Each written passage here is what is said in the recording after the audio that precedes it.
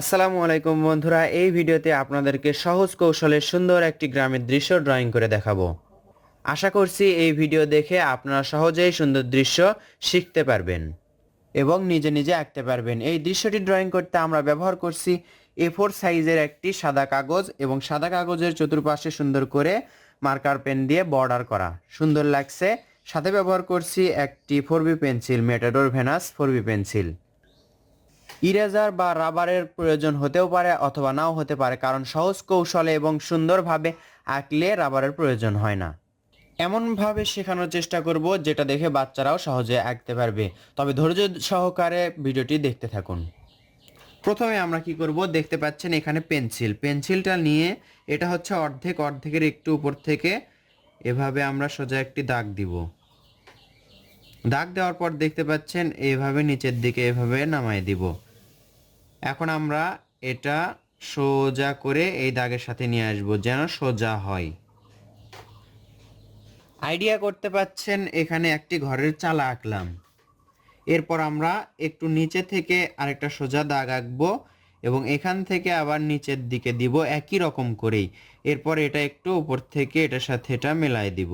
দুইটা চালা সহজে আমরা আঁকলাম। এখন খেয়াল করুন, পেন্সিল দিয়ে এই দাগ থেকে সোজা নিচের দিকে এই দাগ সোজা একটা দাগ আঁকবো, এটার সাথে এটা মিলে দিব।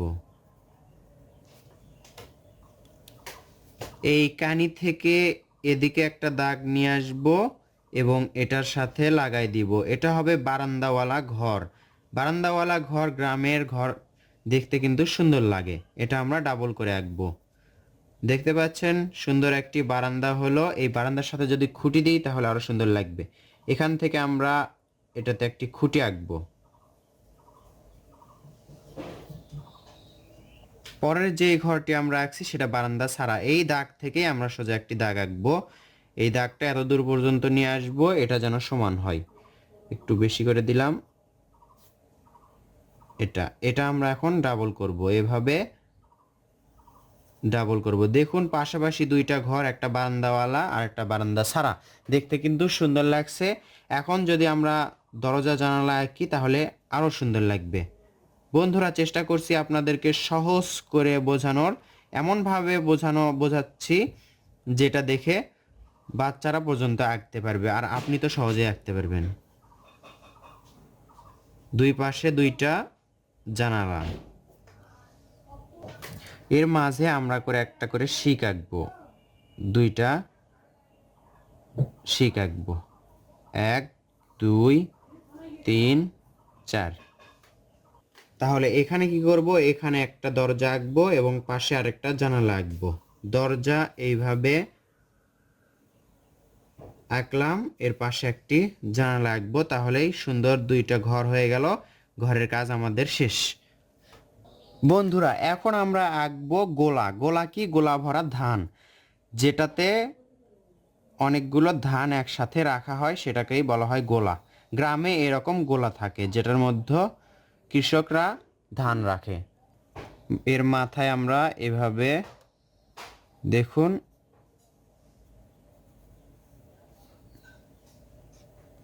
এখানে আমরা এভাবে আঁকবো।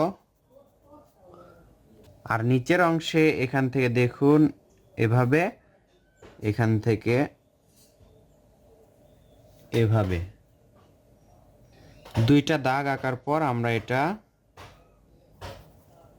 এরকম করে দিব, এর মাঝে ফাঁকা রাখবো।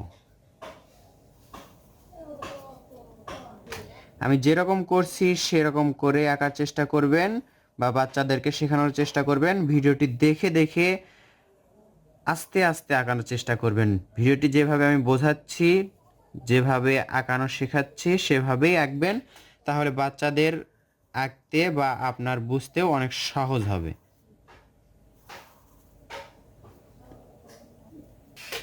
এখন আমরা এখান থেকে এই কর্নার থেকে দেখতে পাচ্ছেন ওপর দিকে একটা দাগ দিব। এই দাগ থেকে আমরা তালের গাছ আঁকবো। দেখতে পাচ্ছেন সুন্দর করে উপর দিকে দাগ দিলাম এবং সুন্দর করে নিচের দিকে নিয়ে আসছি এবং আস্তে আস্তে চওড়া করছি। উপর দিকে সরু, নিচের দিকে চওড়া, খেয়াল করতে পাচ্ছেন আপনারা। রাবার দিয়ে ওপর থেকে নিচে পর্যন্ত একটু মিশিয়ে নিব, কারণ এই গাছটা বেশি লম্বা হয়ে গেছে। এটা আমি ব্যবহার করছি ইলেকট্রিক রাবার। কিভাবে সহজেই তাল গাছ আঁকবেন দেখুন, এখান থেকে এর মাঝে থেকে এভাবে আমরা একটি দাগ এঁকে নিব এত দূর পর্যন্ত। এখন এই দাগটা এভাবে জিগজাগ করে এটার সাথে লাগাই দিব। লাগাই দেওয়ার পর এদিকে একটা দাগ, এদিকে একটা দাগ দিয়ে এভাবে এটার সাথে আমরা মিলে দিব এবং এটার সাথে ওটা মিলে দিব। এরপর ওপরে ফাঁকা থাকছে, এভাবে একটি দাগ, এভাবে একটি দাগ দিয়ে জিগজাগ করে এই দাগের সাথে লাগাই দিব। দেখুন কত সহজেই সুন্দর একটি তাল গাছ আঁকা সম্ভব হলো, শুধুমাত্র কৌশলের কারণে। কৌশল জানা থাকলে সব দৃশ্য আঁকা অনেক সহজ হয় এবং অল্প সময়ে আঁকা যায়। ঘরের চালার ওপর একটু ফাঁকা ফাঁকা লাগছে, এই ঘরের চালার ওপরে যদি আমরা গাছ আঁকি তাহলে আর সুন্দর লাগবে। আমরা এখানে চাইলে কলার গাছ আঁকতে পারি অথবা ওপরে যে কোনো গাছ আঁকতে পারি। দৃশ্যটা সুন্দর করতে আমাদের যা করার প্রয়োজন সেটাই করব, তবে আমাদের মাথায় রাখতে হবে দৃশ্যটা যেন সহজ হয়। এইভাবে কলার গাছ আঁকলে বা কলার পাতা আঁকলে দৃশ্যটা আমাদের জন্য আঁকা সহজ হবে। আমরা যদি গাছ আঁকতাম একটু কঠিন হতো, বাচ্চাদের সময় বেশি লাগতো। এভাবে আঁকার কারণে অল্প সময়ের মধ্যে আঁকা সম্ভব হবে। আশা করছি এভাবে আঁকা আপনাদের জন্য অনেক সহজ হবে। এই পাশে যে ফাঁকা জায়গাটা দেখতে পাচ্ছেন, এখানে আমরা একটি গোল করে পুকুর আঁকবো।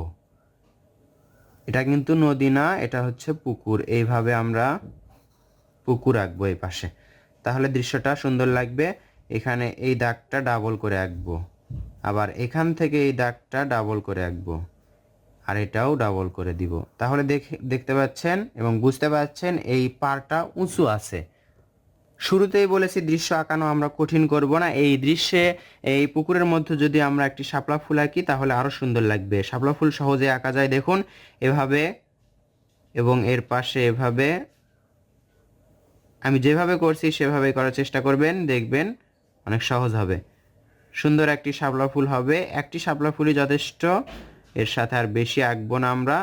এভাবে আঁকার পর শাপলা ফুলের পাতা আঁকবো। দেখুন শাপলা ফুলের পাতা কিভাবে আঁকতে হয়। এভাবে একটি দাগ আঁকবেন, এরপর এটা গোল করে আঁকবেন। এই পাশেও এদিকে। আমাদের আর কিছু আঁকার প্রয়োজন নেই, শুধুমাত্র এখান থেকে একটা সোজা দাগ আঁকবো। এই সোজা দাগটা একেবারে এই দাগের সাথে লাগাই দেব। এটা হচ্ছে দূরের প্রান্ত, চোখ দিয়ে যতদূর দেখা যায় সেটা।